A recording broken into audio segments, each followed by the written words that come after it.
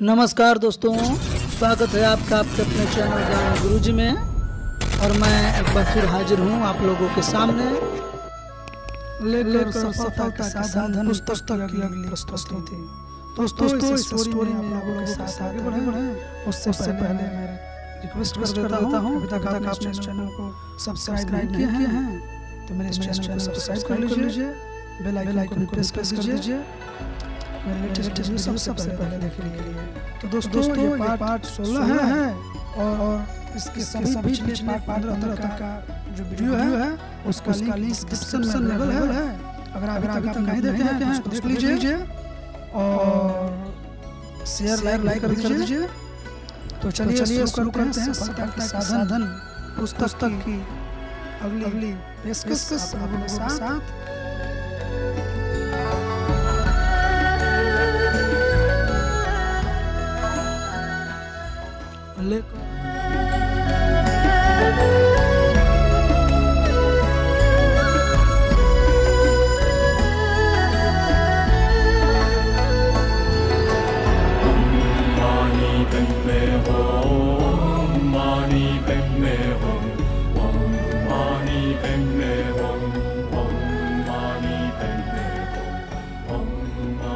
दूसरों को राजी करने की रणनीतियाँ, यानी दूसरों को राजी करने की रणनीतियाँ। जीवन में आप या तो अपने लक्ष्य खुद के दम पर हासिल करते हैं या फिर आप अपनी मदद करने के लिए दूसरों को राजी कर सकते हैं।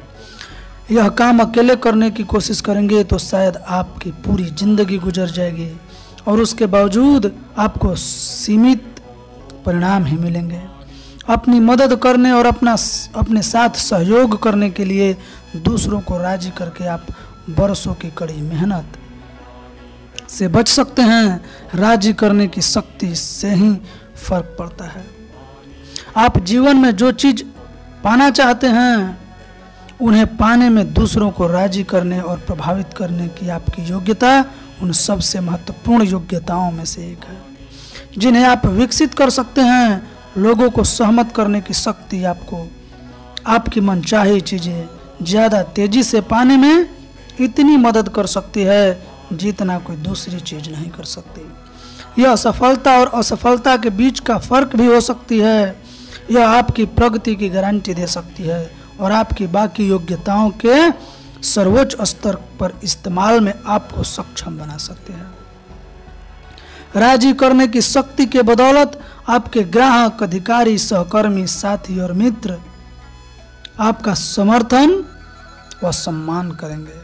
आप दूसरों से जो कराना चाहते हैं उनमें उसे करने की इच्छा जगाने के लिए दूसरों को राजी करने की जो योग्यता आपके पास है वह आपको अपने व्यवसाय तथा समुदाय में सबसे महत्वपूर्ण व्यक्तियों में से एक बना सकती है। सौभाग्य से राजी करना साइकिल चलाने या टाइपराइटर पर टाइपिंग करने जैसा एक योग्यता है जिसे अध्ययन और अभ्यास के जरिए सीखा जा सकता है। आपको इस क्षेत्र में उत्कृष्ट बनने का बुनियादी लक्ष्य बनाना चाहिए। आपका लक्ष्य यह होना चाहिए कि आप उन लोगों को प्रोत्साहित और राजी करने में बेहद प्रभावी बन जाएं, जो आपके लक्ष्य और उद्देश्य हासिल करने में आपकी सहायता और समर्थन करें। यह नेतृत्व की सच्ची कसौटी है। सभी सचमुच प्रभावी लोग दूसरे लोगों को अपने साथ काम करने और उसमें उनसे अपने लिए काम कराने की कला में पारंगत होते हैं ताकि वे अपने लक्ष्य तक पहुंच सकें। आप भी ऐसा ही कर सकते हैं। राजी करने का विपरीत है राजी न कर पाना और प्रभावी होना। इसका मतलब है दूसरे लोग के व्यवहार को प्रभावित करने की योग्यता या बहुत कम योग्यता होना। राजी करने की योग्यता शक्तिशाली और अशक्त होने के बीच का फर्क है। आप या तो दूसरों को अपनी मदद करने के लिए राजी कर सकते हैं या फिर आप उनकी मदद करने के लिए राजी हो सकते हैं। या तो एक होता है या फिर दूसरा। ज्यादातर लोग जागरूक नहीं होते हैं कि हर मानवीय संपर्क में संप्रेषण और राजी करने की एक जटिल प्रक्रिया शामिल होती है। इससे अनजान होने के कारण आमतौर पर वे दूसरों की अपनी मदद करने के लिए तैयार नहीं कर पाते हैं और दूसरों की मदद करने के लिए राजी हो जाते हैं। सभी सफल लोग लोगों की सहमति या राजी करने में विशेषज्ञ होते हैं। वे पहले से ही पूरी तरह सोच लेते हैं कि वे दूसरों से अपनी मदद कैसे करा सकते हैं। वे काम करने से पहले पूरी योजना और रणनीति बना लेते हैं। वे अपने लक्ष्यों को स्पष्टता से तय करते हैं और फिर वे उन लोगों को चुनते हैं जिनके सहयोग से वे अपने लक्ष्य तक पहुंच सकते हैं। वे इस बारे में भी सोचते हैं कि दूसरों की मदद के बदले में उन्हें क्या देना होगा। वे खुद को उन लोगों की मानसिकता में रखते हैं जिन्हें वे राजी और प्रभावित करना चाहते हैं, और फिर वे अप्रत्यक्ष प्रयास के नियम का इस्तेमाल करते हैं। वे राजी करने और प्रभावित करने के अपने लक्ष्य अप्रत्यक्ष रूप से हासिल करते हैं। राजी करने की कुंजी है प्रोत्साहन या प्रेरणा। मोटिवेशन शब्द का पहला हिस्सा है मोटिव या प्रेरणा। हर मानवीय कार्य किसी न किसी चीज से प्रेरित होता है। आपका काम यह पता लगाना है कि दूसरे लोग किस चीज से प्रेरित होते हैं और फिर उन्हें वह प्रेरणा देनी होती है। लोगों की दो मुख्य प्रेरणाएं होती है, लाभ की इच्छा और हानि का डर। लाभ की इच्छा लोगों को प्रेरित करती है कि वे जीवन में जिन चीजों को मूल्यवान समझते हैं उन्हें ज्यादा चाहें। वे ज्यादा पैसा, ज्यादा सफलता, ज्यादा स्वास्थ्य, ज्यादा प्रभाव, ज्यादा सम्मान, ज्यादा प्रेम और ज्यादा खुशी चाहते हैं। और कोई सीमा नहीं है किसी व्यक्ति के पास चाहे जितना हो, इसके बावजूद वह ज्यादा और ज्यादा चाहता है। आपको यह पता लगाना चाहिए कि वह कौन सी चीज है जिसे सामने वाला चाहता है, और उसे पाने के लिए वह कोई चीज करने को तैयार हो सकता है। जब आप लोगों को यह दिखा देते हैं कि वे आपके लक्ष्य हासिल करने में मदद करके अपनी मनचाही चीजें कैसे पा सकते हैं, तो आप उन्हें अपनी तरफ से काम करने के लिए प्रोत्साहित और प्रेरित कर सकते हैं। आप उन्हें राजी कर सकते हैं। राष्ट्रपति ट्वाइट की आयोजन हॉवर ने एक बार कहा था, प्रेरणा लोगों से वह कराने की कला है जो आप उनसे कराना चाहते हैं, क्योंकि वे उसे खुद करना चाहते हैं। आपको लगातार सोचना चाहिए कि आप लोगों से वे काम कैसे करा सकते हैं जो अपने व्यक्तिगत उद्देश्य हासिल करने के लिए आपको अपने कराने की जरूरत है। आपको उनसे कराने की जरूरत है। लोग हानि के डर से भी काम करने के लिए प्रेरित होते हैं। यह डर दरअसल लाभ की इच्छा के मुकाबले ज्यादा राजी करता है। लोग वित्तीय हानि, स्वास्थ्य की हानि, दूसरों के सम्मान व अनुमोदन की हानि, किसी के प्रेम की हानि और किसी ऐसी चीज की हानि से डरते हैं जिसे वे अपने मानते हैं, खास तौर पर अगर उन्होंने इसे हासिल करने के लिए कड़ी मेहनत की हो। लोग परिवर्तन, जोखिम और अनिश्चितता से डरते हैं क्योंकि इनमें संभावित हानियों का जोखिम होता है। लोग डरते हैं कि दूसरे उनसे फायदा न उठा लें क्योंकि उससे इन्हें नुकसान हो सकता है। जब भी आप लोगों को दिखा सकें कि आप उनसे जो काम कराना चाहते हैं वह करके वे किसी तरह की हानि से बच सकते हैं, तो वे अक्सर वह काम करने के लिए राजी हो जाते हैं। सर्वश्रेष्ठ प्रस्ताव वे होते हैं जहां आप लाभ के साथ साथ हानि से बचने का अवसर भी देते हैं। सेल्स पर्सन कितने प्रभावी ढंग से बेचता है यह उसकी राजी करने की शक्तियों से तय होता है। हमें यह नहीं भूलना चाहिए कि हम व्यक्ति बिक्री के क्षेत्र में हैं। कुछ लोग को आजीविका कमाने के लिए बेचने का विचार पसंद नहीं होता है, न ही वे सेल्स पीपल को पसंद करते हैं, लेकिन सच्चाई यह है कि हर व्यक्ति अपनी आजीविका किसी न किसी माध्यम से और किसी न किसी को कुछ और किसी न किसी को किसी तरह कहीं न कहीं किन्हीं परिस्थितियों में अपनी आजीविका बेचकर कमाता है। हर मानवीय व्यवहार में बेचना और राजी करना शामिल होता है। जब आप किसी नौकरी या प्रमोशन के लिए आवेदन देते हैं तो आप अपनी सेवाएं बेचते हैं। आप तब बेचते हैं जब आप डेटिंग करते हैं और जब आपकी शादी होती है। हर विचार विमर्श में आप अपने विचारों की बिक्री करते हैं।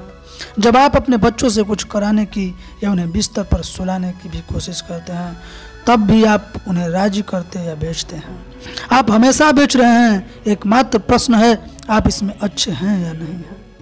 बिक्री और राजी करने में सबसे शक्तिशाली शब्द है मांगे। संसार मांगने वालों का है। भविष्य उन्हीं स्त्री पुरुषों का है जो खड़े होकर अपनी मनचाही चीज मांगने में नहीं डरते हैं। राजी करने वाले लोग जानते हैं कि अगर वे कोई चीज मांगेंगे तो उनके साथ जो सबसे बुरी चीज हो सकती है वह यह है कि सामने वाला नहीं कह देगा। लेकिन अगर सामने वाले ने नहीं कह दिया तो भी क्या होगा? वे उसी स्थिति में रहेंगे जिसमें वे थे जब उन्होंने मांगा ही नहीं था। मांगने पर उन्होंने वह चीज हासिल हो सकती है और उन्हें कोई नुकसान नहीं हो सकता है, कोई प्रयास नहीं, कोई लाभ नहीं। यह आश्चर्यजनक है कि आप सिर्फ मांग कर कितना कुछ हासिल कर सकते हैं। जाहिर है आपको अच्छी तरह मांगना सीखना चाहिए, आपको विनम्रता से मांगना सीखना चाहिए, आपको विश्वास से मांगना चाहिए, आपको अपेक्षा से मांगना चाहिए, आपको सुखद लहजे में मांगना चाहिए, आपको मित्रतापूर्ण और खुश मिजाज अंदाज में मांगना चाहिए, आपको खुलेपन और ईमानदारी से मांगना चाहिए, आपको इस तरह से मांगना चाहिए ताकि सामने वाला आपके आग्रह पर विचार करने में आरामदेह महसूस करे। लेकिन आपको अपनी मनचाही चीज मांगने जरूर चाहिए। राजी करने और प्रभावित करने की बुनियाद यह है कि आप बुद्धिमानी से अपनी मनचाही चीज उन लोगों से मांगे जो आपकी मदद कर सकें। आप जीवन में जो चीजें चाहते हैं उन्हें पाने की दो तरीके हैं। पहला, आप खुद के लिए अपने खुद की सर्वश्रेष्ठ हितों में काम कर सकते हैं, इस तरह से थोड़ा सा तो हासिल कर सकते हैं, लेकिन बहुत ज़्यादा नहीं। जो लोग पूरी तरह खुद पर निर्भर होते हैं उनकी क्षमताएं सीमित होती है, वे कभी अमीर या सफल नहीं बन पाते। अपनी मनचाही चीज पाने का दूसरा तरीका लिवरेज का इस्तेमाल। लिवरेज में आप खुद को कई गुना करना सीखते हैं। फलस्वरूप आपको हर चीज खुद करने के तुलना में कहीं ज्यादा परिणाम मिलते हैं। लिवरेज के 3 प्रकार हैं जिनका विकास करके आप स्वयं और अपनी स्थिति में सर्वश्रेष्ठ लाभ ले सकते हैं। इन्हें OPE, OPK और OPM कहा जाता है। इन अक्षरों का अर्थ है दूसरे लोगों के प्रयास, अदर पीपल्स एफर्ट, दूसरे लोगों का ज्ञान, अदर पीपल्स नॉलेज, और दूसरे लोगों का धन, अदर पीपल्स मनी। जब भी कोई व्यक्ति शून्य से अमीरी तक पहुंचा है, ऐसा इसलिए हुआ है क्योंकि वह इन 3 बहुगुणित करने वालों में से एक या ज्यादा का इस्तेमाल करके अपनी लिवरेज कर रहा था। खुद को बहुगुणित करके उसने कुछ वर्षों में ही इतना ज्यादा हासिल कर लिया जितना कोई लोग पूरी जिंदगी में भी हासिल नहीं कर पाते हैं।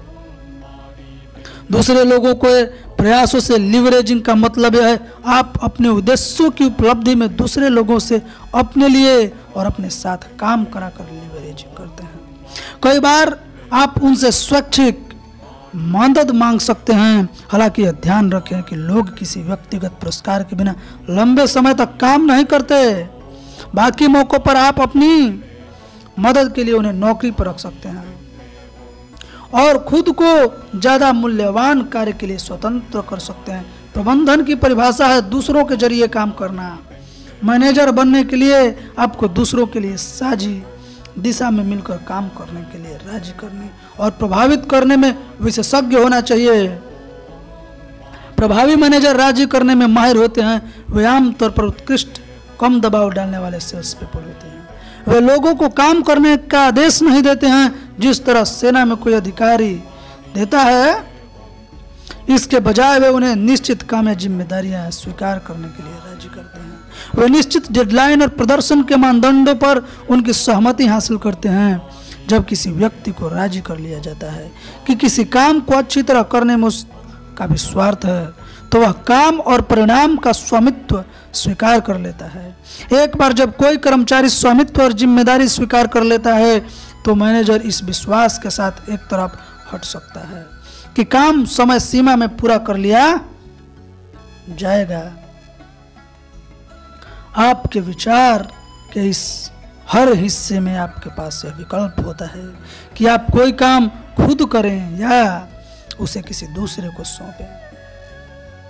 किसी दूसरे से उस काम को आप जितने ही उत्साह से स्वीकार कराना और राजी करने की कला में एक अभ्यास है।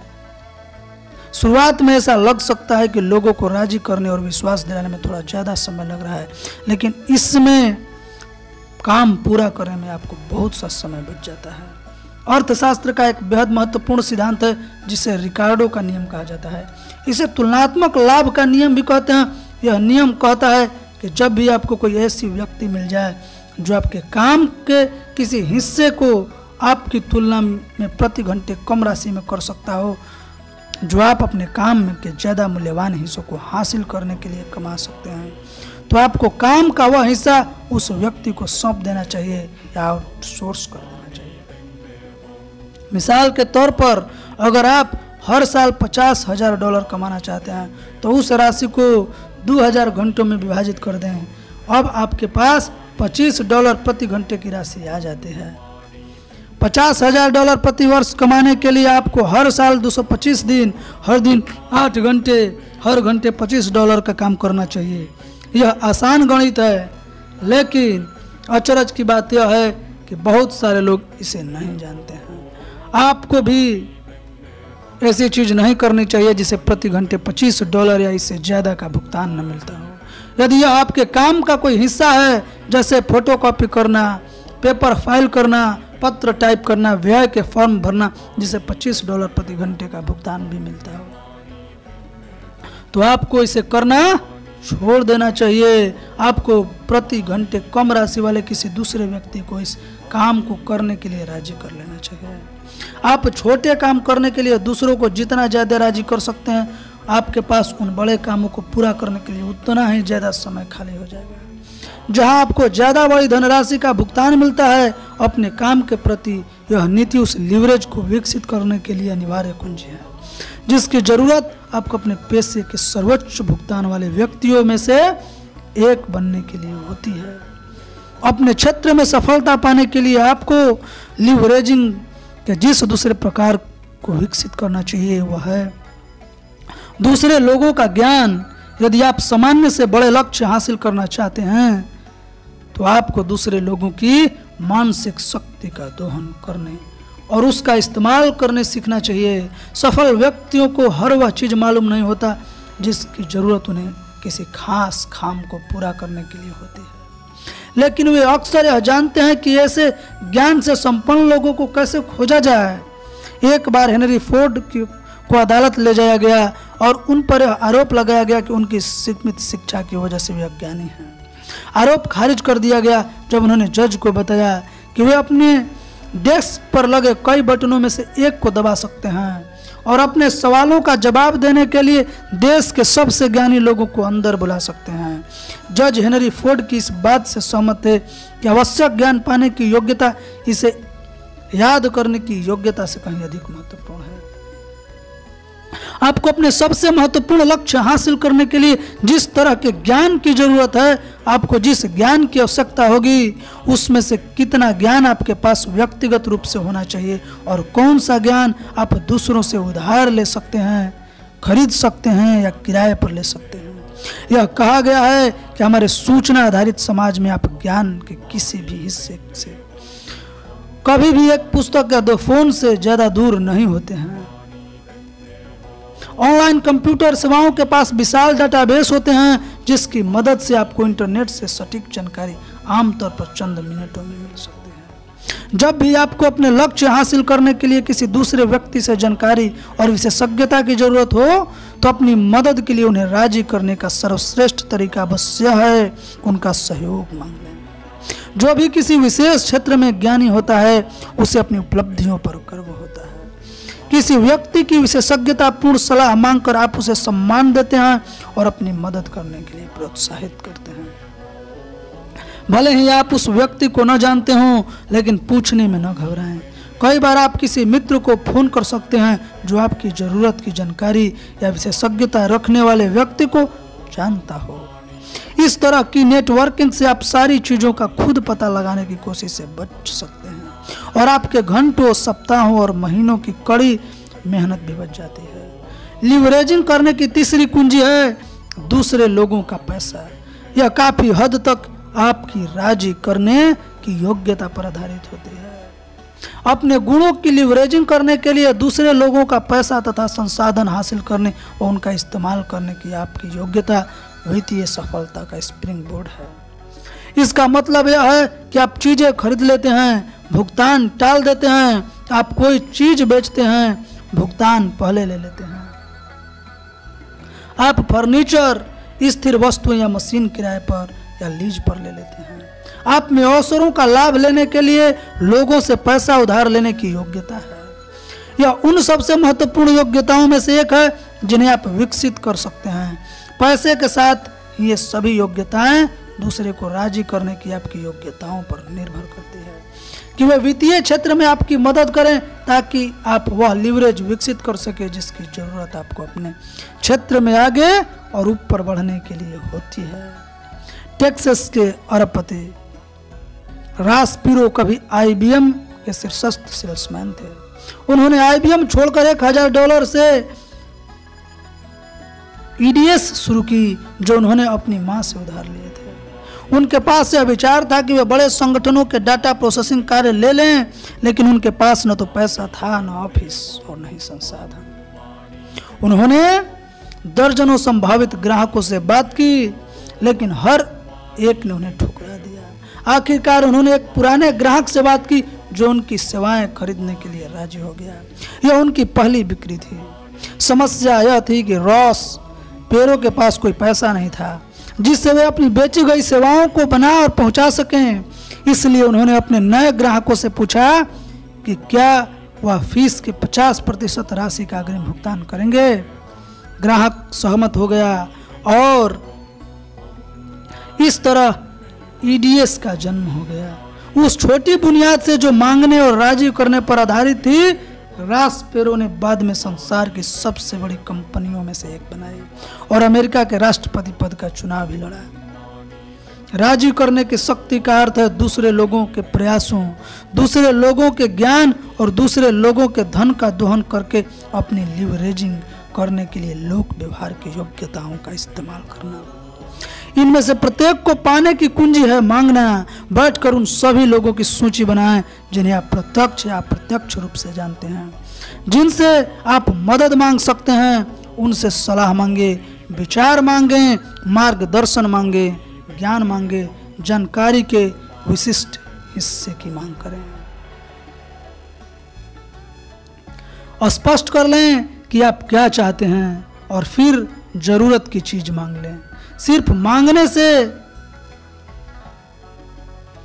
आपको इतना कुछ मिल जाएगा जिससे आप हैरान रह जाएंगे।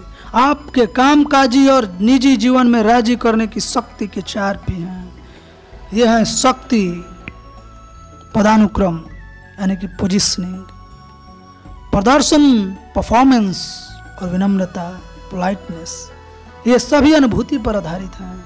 राजी करने का पहला तत्व है शक्ति। कोई व्यक्ति आपको जितना ज्यादा शक्तिशाली और प्रभावी मानता है, चाहे यह सही हो या न हो, इस बात की उतनी ही ज्यादा संभावना होती है कि वह आपकी बात मानकर वह करने के लिए राजी हो जाएगा जो आप उसे कराना चाहते हैं। मिसाल के तौर पर अगर आप सीनियर एग्जीक्यूटिव या दौलतमंद नजर आते हैं तो लोगों को आपकी मदद करने में कहीं ज्यादा संभावना होगी जो वे कदापि नहीं करते अगर वे आपकी निचली श्रेणी के कर्मचारी मानते हैं। व्यवसाय में शक्ति और प्रभाव पर कई पुस्तकें लिखी जा चुकी है जिन्हें आप पढ़ सकते हैं। वे आपको सिखाती हैं कि इसे कैसे विकसित करना है और ज्यादा प्रेरक कैसे बनना है। पोशाक, हाव भाव के नजरिए, व्यवहार और बॉडी लैंग्वेज में छोटे छोटे परिवर्तन दूसरे लोगों को अपनी मदद के लिए राजी करने से सच्चा फर्क डाल सकते हैं, जिसे आप उनमें वह करा सकते हैं जो आप पाना चाहते हैं। दूसरा P है छवि। इसका अर्थ है तरीका जिससे लोग आपकी गैर मौजूदगी में आपके बारे में सोचते हैं और बात करते हैं। दूसरे लोगों के दिल और दिमाग में आपकी छवि ही काफी हद तक यह तय करती है कि आप उन्हें राजी कर सकते हैं या नहीं। कल्पना करें कि आपके जानने वाले 2 लोग बैठकर आपके बारे में बात कर रहे हैं। वे आपका वर्णन कैसे करेंगे? वे आप में कौन से गुण बताएंगे कि वे किन 2 शब्दों का इस्तेमाल करेंगे? और सबसे महत्वपूर्ण, आपके बारे में सोचना उनके लिए कैसे सहायक रहेगा। दूसरे लोगों को शामिल करने पर आप जो भी करते हैं उस हर चीज में आप अपने बारे में उनकी अनुभूतियों और उनके मन में अपनी छवि को आकार दे रहे हैं और प्रभावित कर रहे हैं। हर चीज महत्वपूर्ण होती है, कोई भी चीज तटस्थ नहीं होती। सफल लोग वे होते हैं जो लगातार अपने शब्दों और कार्यों से और उनके बारे में बार बार सोचते हैं, और यह भी कि वे दूसरों की अनुभूतियों को सकारात्मक तरीके से आकार कैसे दे सकते हैं।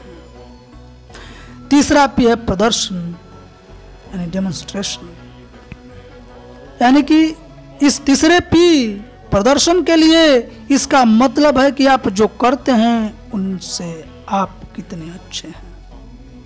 अपने क्षेत्र में आपकी सक्षमता, विशेषज्ञता का स्तर क्या है। परिणाम पाने की योग्यता के लिए जिन लोगों को ऊंचा सम्मान दिया जाता है वे औसत कर्मचारी की तुलना में कहीं ज्यादा राजी करने वाले होते हैं। यह विशेषज्ञ शक्ति का हिस्सा है जिसके बारे में हमने पिछले अध्याय में बात की थी। आपकी प्रदर्शन क्षमताओं के बारे में दूसरे लोगों की क्या अनुभूति है, इससे इस बात पर भारी प्रभाव पड़ता है कि वे आपके बारे में कैसा सोचते हैं और महसूस करते हैं। इसलिए आपको अपने क्षेत्र के सर्वश्रेष्ठ लोगों में से एक बनने के लिए खुद को समर्पित कर लेना चाहिए। अपने काम में उत्कृष्ट बनने की प्रतिष्ठा राजी करने वाला शक्तिशाली घटक बन सकती है। यह आपको अपने आसपास के लोगों के साथ आपके सारे संपर्कों में बेहद प्रभावी बन सकती है। वे आपकी सलाह स्वीकार करेंगे, आपके मार्गदर्शन के प्रति खुले होंगे और आपके आग्रह मान लेंगे। राजी करने की शक्ति में चौथा पी है विनम्रता। लोग दो कारणों से चीज करते हैं, या तो इसलिए क्योंकि वे उन्हें करना चाहते हैं, या फिर इसलिए क्योंकि उन्हें करनी पड़ती है। जब आप लोगों के साथ दयालुता, शिष्टता और सम्मान से पेश आते हैं तो वे आपके लिए चीजें करना चाहते हैं। वे आपकी समस्याएं सुलझाने और आपके लक्ष्य हासिल करने में मदद करने के लिए काफी दूर तक जाने के लिए प्रेरित करते हैं। दूसरे लोगों के प्रति अच्छा बनने से सबसे गहरी अवचेतन आवश्यकताओं में से एक संतुष्ट होती है। महत्वपूर्ण और समर्पित महसूस करने की आवश्यकता। जब भी आप अपने व्यवहार से लोगों को महत्वपूर्ण महसूस कराते हैं वे आपसे राजी या प्रभावित होने के लिए खुल जाते हैं। वे आपकी मदद करना चाहते हैं। अनुभूति ही सब कुछ है। व्यक्ति की अनुभूति ही आपकी वास्तविकता है। लोग आपके प्रति अपनी अनुभूतियों के आधार पर काम करते हैं। यदि आप उनकी अनुभूतियां बदल दें तो आप अपने बारे में उनके सोचने और महसूस करने के तरीकों को बदल देंगे। तब आपकी कहीं बात पर उनकी प्रतिक्रिया भी बदल जाएगी।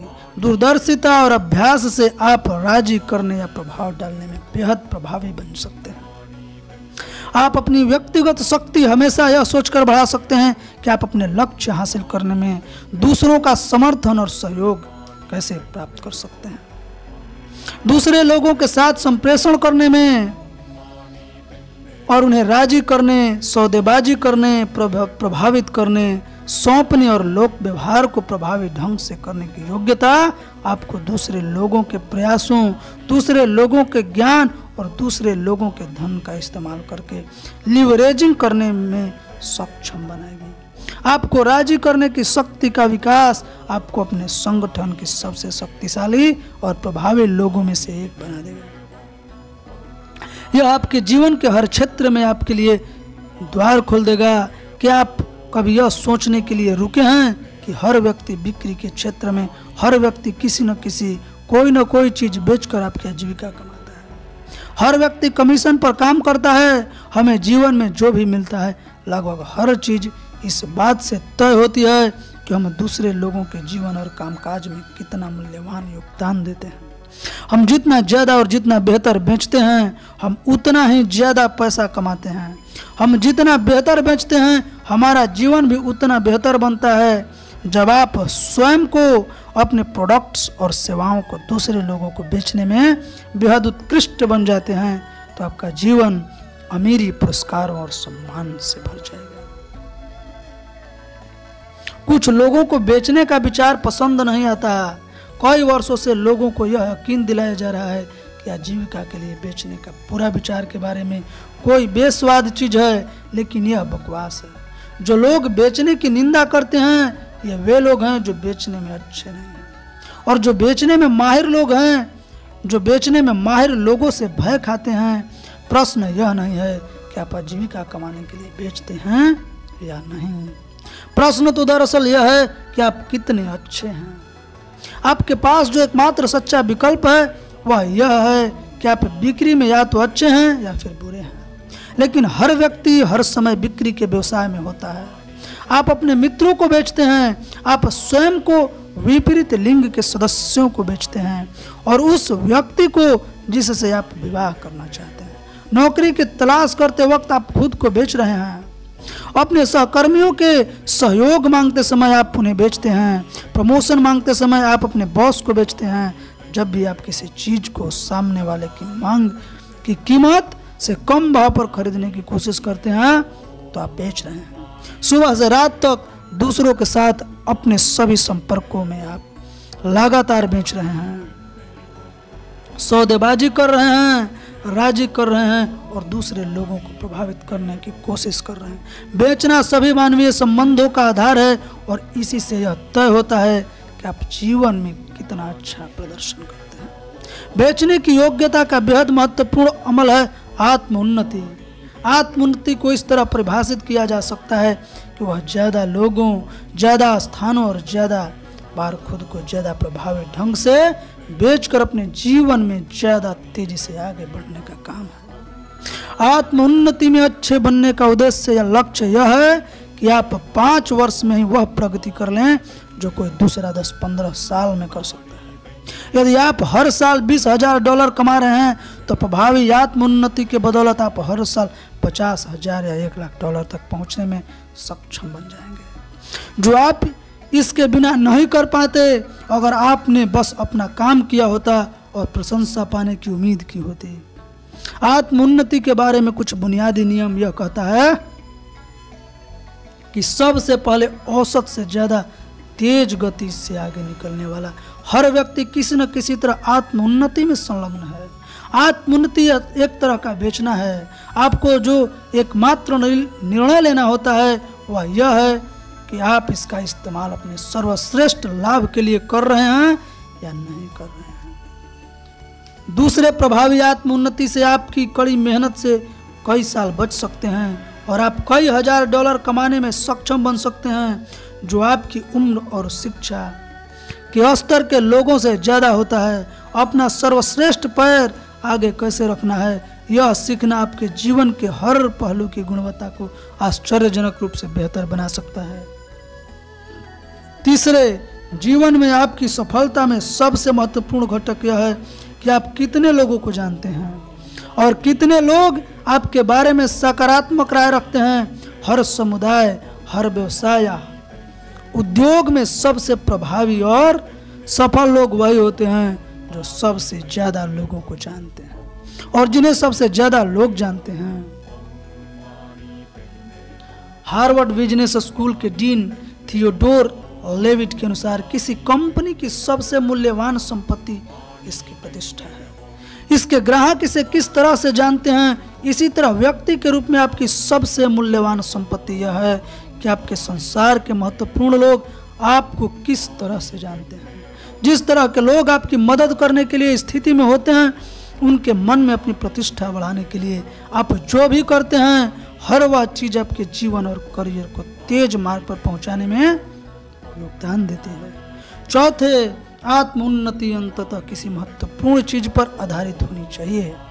आप धुएं और आईना का इस्तेमाल नहीं कर सकते। आप अपने शानदार पैंतर और अपने व्यक्तित्व की शक्ति से लोगों को चकाचौंधिया कर आगे नहीं निकल सकते।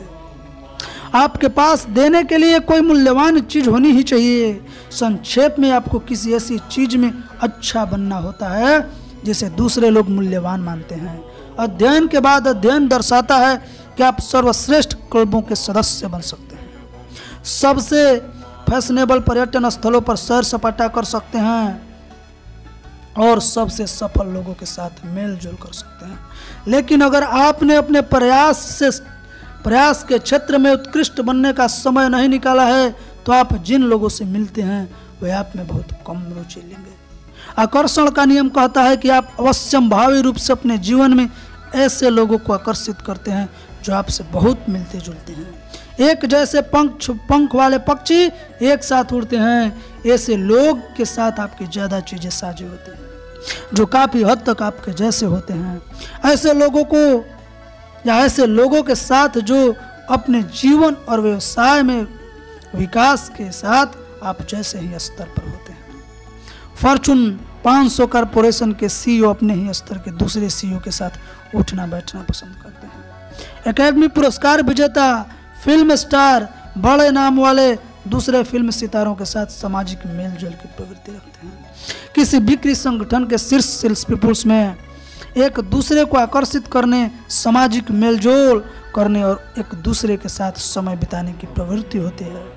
यदि आप शीर्ष लोगों के समूह में शामिल होना चाहते हैं तो आपको उसकी कीमत चुकानी होगी। जो लोग आपकी सबसे ज्यादा मदद कर सकते हैं उनके साथ जुड़ने का अधिकार आपको अर्जित करना होगा। आत्म उन्नति का शुरुआती बिंदु तब होगा जब आप अपने क्षेत्र में सर्वश्रेष्ठ लोगों में से एक बनने का लक्ष्य तय करते हैं और उसकी योजना बनाते हैं। आप अपने काम में जितने बेहतर बनते हैं, आपके व्यवसायिक जीवन के मुख्य लोग आपको उतना ही ज्यादा सम्मान करेंगे। जब आप बेहतर बनते हैं तो आप ऐसे लोगों के ज्यादा सम्मान बनते जाएंगे जीवन के मार्ग पर आगे जा चुके हैं, जो जीवन के मार्ग पर आगे जा चुके हैं। आपको पुस्तकें पढ़नी चाहिए, आपको ऑडियो प्रोग्राम सुनने चाहिए और वे कोर्स करने चाहिए और उस सेमिनार में हिस्सा लेना चाहिए जिसमें आपका आत्मोन्नति हो। आपको ज़्यादा जल्दी शुरू करना चाहिए, ज़्यादा कड़ी मेहनत करना चाहिए और ज़्यादा देर तक रुकना चाहिए। आपको सलाह मांगनी चाहिए और उस पर अमल करना चाहिए। आपके भीतर की जो बाधाएं आपको पीछे रोक रही है, उनसे उबरने का और आपको हर संभव प्रयास करना चाहिए। आपको अनिवार्य योग्यताएं विकसित करना चाहिए जिनकी जरूरत आपको अपने क्षेत्र के शीर्ष 10% लोगों में शामिल होने के लिए है। आत्म उन्नति के इस पहलू का अद्भुत हिस्सा यह है कि यह पूरी तरह से आपके नियंत्रण में है। यह किसी दूसरे पर निर्भर नहीं है, यह पूरी तरह से आप पर है। आप ही हैं जो इसे घटित कराते हैं। यदि आप अपने खुद के विकास की जिम्मेदारी नहीं लेते तो इसे आपकी तरफ से कोई दूसरा न तो ले सकता है और न ही लेगा। कोई भी बचाव के लिए नहीं आ रहा है। हार्वर्ड यूनिवर्सिटी के डेविड मैक्लीलैंड ने वर्षों तक उस विषय पर शोध किया जिसे उन्होंने उपलब्धि घटक कहा। उनका एक निष्कर्ष काफी आश्चर्यजनक था। उन्होंने पाया कि आप कितने सफल हुए यह तय करने में रेफरेंस ग्रुप यानी संदर्भ समूह के आपके चयन की भूमिका किसी भी दूसरे घटक जितनी या उससे भी ज्यादा महत्वपूर्ण थी। आपके संदर्भ समूह की परिभाषा वे लोग हैं जिनके जैसा आप खुद को समझते हैं, जिनके साथ आप कामकाज करते हैं, सामाजिक मेलजोल करते हैं और यहाँ तक कि बड़े भी होते हैं।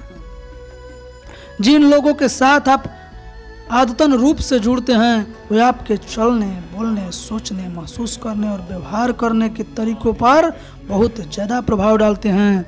घर पर या ऑफिस में आपका संदर्भ समूह आपके नज़रियों, व्यवहार, विश्वास और चुनावों पर काफ़ी ज़्यादा प्रभाव डालता है। आप अचेतन रूप से इन लोगों के पैमाने के अनुरूप काम करने की कोशिश करते हैं, चाहे वे सकारात्मक हो या नकारात्मक। किसी भी क्षेत्र में लोग आमतौर पर उस क्षेत्र के दूसरे लोगों के नजरियों और व्यवहार को अपना लेते हैं, खास तौर पर उन लोगों के जो सबसे ज्यादा प्रशंसित और सफल होते हैं। आपके साथियों के समूह का आपके वर्तमान व्यक्तित्व पर शक्तिशाली प्रभाव पड़ा है और आपके भावी व्यक्तित्व पर भी पड़ेगा। कामकाज के बाद और वीकेंड के दौरान आप जिन मित्रों के साथ सामाजिक मेल मिलाप करते हैं उनका आपके हर काम और आपकी हर उपलब्धि पर भारी प्रभाव पड़ता है। आपके जीवन में हर मुख्य या महत्वपूर्ण घटना मित्रों और सहयोगियों का नया समूह बनाने के साथ। अक्सर एक औसत सेल्समैन किसी ऐसे कंपनी में पहुंचता है जहां शीर्ष सेल्स पीपल भरे हुए हैं। कुछ भी महीनों में वह औसत सेल्समैन औसत से बेहतर हो जाता है और आगे चलकर वह इस उद्योग में शीर्ष सेल्स पर्सन बन जाता है। आपके व्यक्तिगत संदर्भ समूह का परिवर्तन आपकी आकांक्षाओं, लक्ष्यों, दिनचर्याओं और उपलब्धियों के स्तरों को पूरी तरह बदल देता है। कई लोगों का जीवन बिना सोची समझी बेतरतीब घटनाओं की श्रृंखला जैसा होता है, जैसे मेले में बम पकार होते हैं।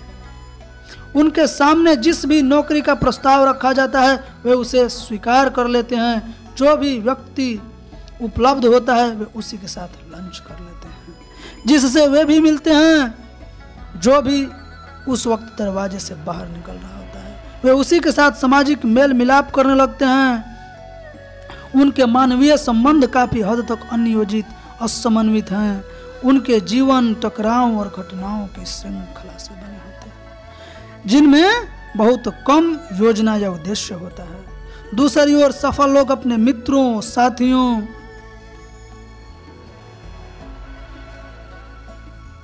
और सहकर्मियों का चयन बहुत सोच समझ कर करते हैं। सफल लोग अपने जीवन की योजनाएं बनाते हैं और फिर वे ऐसे लोगों को खोजते हैं जिनकी योजनाएं और आकांक्षाएं उनके समान होती हैं। सफल लोग स्पष्टता से जानते हैं कि अगर वे ज्यादा तेजी से आगे बढ़ना चाहते हैं तो उन्हें क्या करने की जरूरत है और उन्हें किसे जानने की जरूरत है। अपने युग में संसार के सबसे दौलतमंद व्यक्तियों में से एक बैरन रॉथस्चाइल्ड ने सफलता के अपने सूत्र वाक्यों में लिखा था, निरर्थक परिचित न बनाएं। कुछ लोगों को यह बात थोड़ी अप्रजातांत्रिक या भावहीन महसूस हो सकती है कि आपको ओहदे, पद या क्षेत्र की उनकी सफलता के स्तर के तवज्जो दिए बिना लोगों से सामाजिक मेल मिलाप नहीं करना चाहिए या उठना बैठना नहीं चाहिए। लेकिन ध्यान रखें, एक जैसे पंख वाले पक्षी इकट्ठे उड़ते हैं। यह स्वाभाविक है कि उच्च सफल व्यक्ति के शीर्ष 20% लोग दूसरे उच्च सफल लोगों के शीर्ष के साथ उठते बैठते हैं। जब वे युवा और अनुभवहीन थे तो उनके रोल मॉडल उनके संगठन के शीर्षस्थ लोग थे। उच्च सफल व्यक्ति अपने आसपास के आम लोगों के साथ नहीं जुड़े। उनकी निगाहें ज्यादा ऊंचाई पर केंद्रित थी और बहुत कम समय में ही वे शीर्ष 20% लोगों के समूह में पहुंच गए, जैसा कि उन्होंने योजना बनाई थी। कई चीजें हैं जो आप पंक्ति में सबसे आगे पहुंचने, अपने करियर में छलांग लगाकर आगे पहुंचने, उन्नति करने के लिए करते हैं। दूसरों ने ज्यादा चीजें तेजी से आगे निकलने के लिए तो किया, उसकी नकल करके आप खुद को उन प्रमुख लोगों के ध्यान में ला सकते हैं जो सफलता की सीढ़ी पर चढ़ने में आपकी मदद कर सकते हैं। अपने काम से शुरुआत करें, जैसा पहले कहा जा चुका है। अगर आप अपनी कंपनी में आगे बढ़ना चाहते हैं तो आपको अपने काम में अच्छा होना ही पड़ेगा और लगातार बेहतर बनना ही पड़ेगा। कई बार लोग सोचते हैं कि वे व्यक्तित्व और राजनीति के दम पर आगे निकल सकते हैं, लेकिन राजनीति और दांव पेच इंसान को एक सीमा तक ही आगे ले जा सकते हैं और फिर वे पकड़े जाते हैं। प्रबंधन परामर्शदाता पीटर ड्रकर कहते हैं कि सिर्फ सचमुच सक्षम व्यक्ति ही राजनीति से ऊपर उठ सकता है। संगठनों में राजनीति का लक्ष्य आमतौर पर लोगों को और संसाधनों पर नियंत्रण हासिल करना होता है। यदि आप अपने संगठन में सबसे मूल्यवान व्यक्तियों में से एक हैं तो आपको आगे निकलने के लिए राजनीति या दांव पेच की जरूरत नहीं पड़ेगी। आप उन मूल्यवान संसाधनों में से एक होंगे जिन्हें आकर्षित और प्रभावित करने के लिए दूसरे लोग उत्सुक होंगे। आप जो करते हैं उसमें बेहतर बनकर आप ओछी राजनीति से ऊपर उठ सकते हैं। जब आप अमूल्य योगदान देने के बिंदु पर पहुंच जाते हैं तो हर व्यक्ति, जिसमें आपका बॉस भी शामिल है, आपके पास आएगा। अपने काम में अच्छा बनना आपके आसपास के लोगों को सम्मान पाने की कुंजी है। यह प्रभावी आत्मोन्नति के पीछे की ऊर्जा शक्ति है।